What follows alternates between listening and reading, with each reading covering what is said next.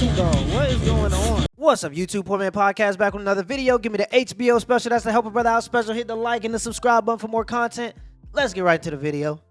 Control. Women are the most highly manipulative creatures on this earth. The fact that you guys walk around thinking you've oppressed us, as all we've done is legit chess pieces with you simpletons. Dang, I mean, we crazy. love you. She's right. But it's come on. the God is a man It's thing true. that drives me nuts. God's That's part not a of man. their trick, Ian. Wake up. That's all we do. Think, Ian. Think. Letting me think God is a man. Majority of college students are female right now, and they're saying they're the ones who are oppressed. Facts. That's They're crazy. the ones who have the college degrees and are starting to make more money. If you look at the gender wage gap, it's not even real, and yet men are just like, okay, and they're trying to pass laws that keep empowering women. Yeah, it goes back. It goes deeper than American. Every king had a really, really smart, manipulative wife. Or like 6 of them.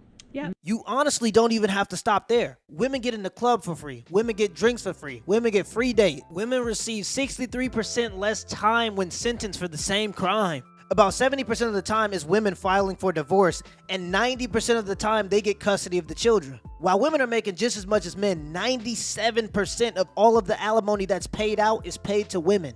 Men have to do all of the dangerous jobs to keep society running and have to do most of the protecting when it comes to protecting the country. 92% of all workplace deaths are men. 95% of all military deaths are men. All of these statistics can be true at one time, and there are still people that believe that all of society has been created only to benefit men. That's insane. And they're gaining power through drawing empathy from people. It's crazy. This is honestly, this is some freak shit.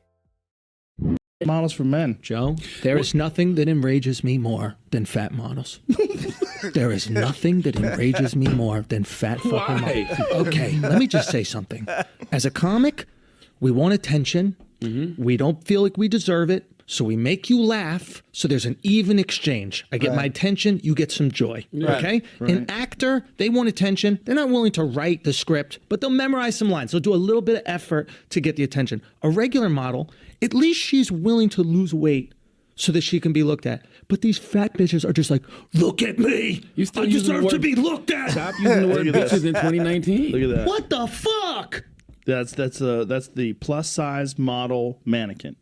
Exactly. It's not cute to be gluttonous. It's not sexy to sit on the couch and eat pizza rolls. Anybody can do that, and that's why we don't respect it, and that's why we don't hold it to high regard. If a person goes out and they work hard to be thin, or they work hard to be athletic, or work hard to have a six-pack, we understand that, and we put those people on a pedestal because it takes dedication, and they're doing something every day that most people aren't willing to do. They're eating well. They're going out and working out. So those people deserve status. Just because you're big, that doesn't mean you deserve status. You're not special. I don't care what you identify as. Just make sure there's salt on the fries. Just make sure there is salt on the fries. That's all I care about. And it's crazy because I have a younger sister. She's in high school. But everybody in her generation feels like they deserve to be special. They're entitled to being special. Maybe it's because it's the participation medal generation. They all think that, oh, we all deserve to win. But that's not the case. When I was in high school, I had to become the second fastest person in the state of Minnesota to be deemed as special. These kids, and I'm sorry to break it to them. Just because you come out as a chicken sandwich on Facebook and you get 53 likes, that doesn't make you special. Nobody cares. You're going to turn 24 and you're going to realize you don't have a job. You got to go get a job, and no one's going to care about those things. No one's going to deem you as special. You're going to be flipping burgers. You have to add value to your life in order to be seen as valuable, and a lot of people are missing that. I'm seeing people fake mental illness. I'm seeing people fake LGBTQ, and it's all just to get this BS status that isn't even real. And these people are just eating it up. You're not special, okay? Go just get a job and pay taxes like the rest of us. We're all working hard here. Wild and unbelievable stories here in Detroit. This is one of them. This is one of them. Imagine being told to pay child support for a kid that is not yours or go to jail.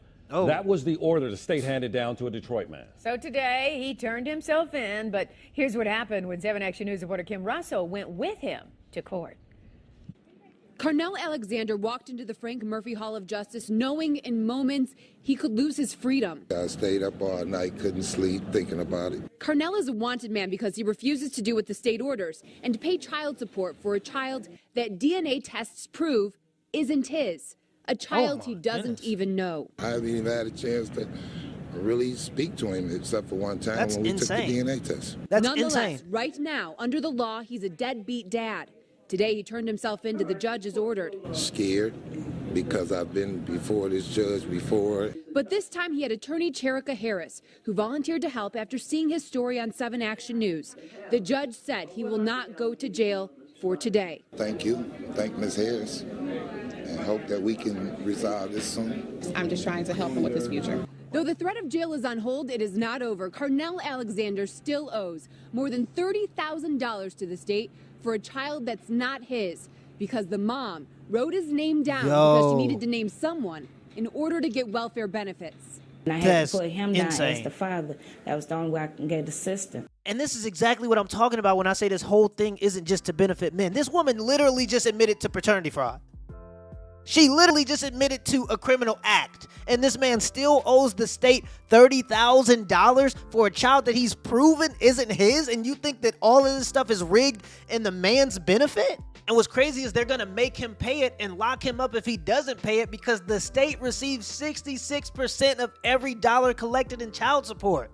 People have to understand that. That's why child support is never going to go anywhere. And these institutions have convinced people that they're only for the benefit of the children, but they're willing to lock up the child's father for not having the money to pay child support. In this case, he's not the father at all, and he's proven that. He still has to pay that child support though.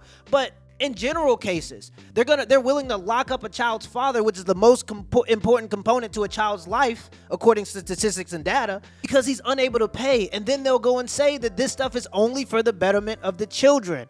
Man, it sounds fishy. It sounds like the state getting 66% of every dollar collected. That's why they making sure that they collect them dollars. This is what happened to me. So I went on a date with this boy. He's 6'8", right? I don't even care at this point. We go out to dinner, and this lady comes around with roses, like selling roses, and I was like, oh my god, like she's gonna come up to our table and he's gonna buy me a rose, bitch.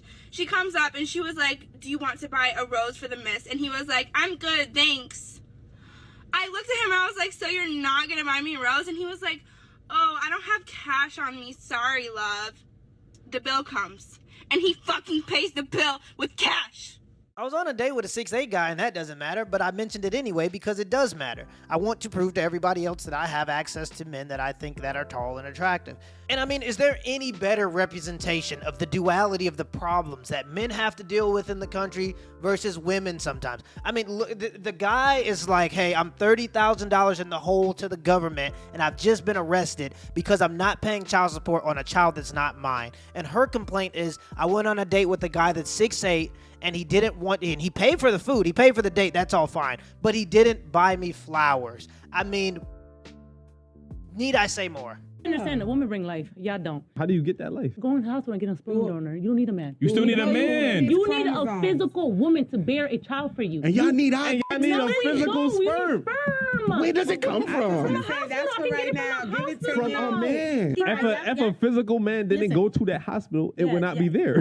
You guys don't carry kids for 9 months. We do. I carried them my whole life. What the hell? Kids is here the whole life. What are we talking about?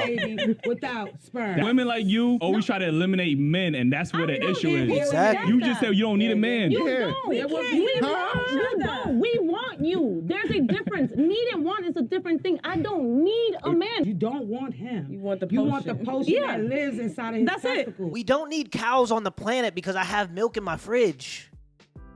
Well, where did the milk come from?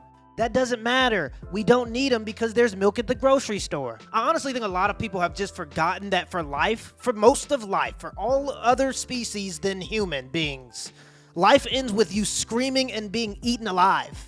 That's how life ends for everything else. And because we've made society so cushy, you can have a pizza in 20 minutes. Here in America, you can literally drink your bath water. We have fat homeless people here. We have obese, we have overweight homeless people here in the States. Because we've made the world so cushy, some women truly think that they don't need men on the planet. I don't understand that conversation. Who do you think is gonna do all the stuff that needs to be done to keep the society running? All of those dirty jobs that women aren't willing to do, digging ditches, plumbing, roofing in Texas. Who do you think are going to do those things if men don't exist? I mean, 84% of all truck drivers are men. Just with that job alone, your logistics is gone. You don't stand a chance. And if we're just being completely honest, and I think Kevin Samuels says something along these lines, if men disappeared today, women wouldn't make it a year. But if women disappeared today, men would at least get to live out the rest of their lives if they chose to do so. Now, me personally, as a heterosexual male, I'm not trying to live in the world without women. That's not a world I want to live in. But the moral of the story is women do tend to be more dependent on the cushiness and luxury of society. So that whole argument that women don't need men is just ignorant. Bro,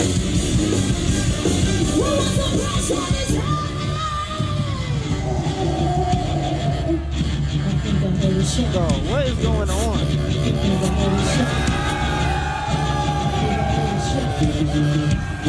I think I heard a shot. I think I heard a shot. I think I heard a shot. I think I heard a shot.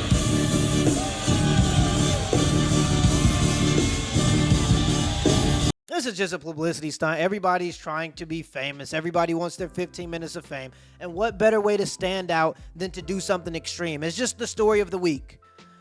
People are only celebrities for about a year and a half before they're thrown aside because whatever they did to get their 15 minutes of fame is just irrelevant. The next thing, tomorrow, Jada Pinkett Smith is going to be talking about orgies in Hollywood, or Joe Biden's going to throw himself in front of a bus, or whatever the new thing is. There's always going to be a new story, and whatever you can do to be a part of that new story, to make yourself 15 minutes famous.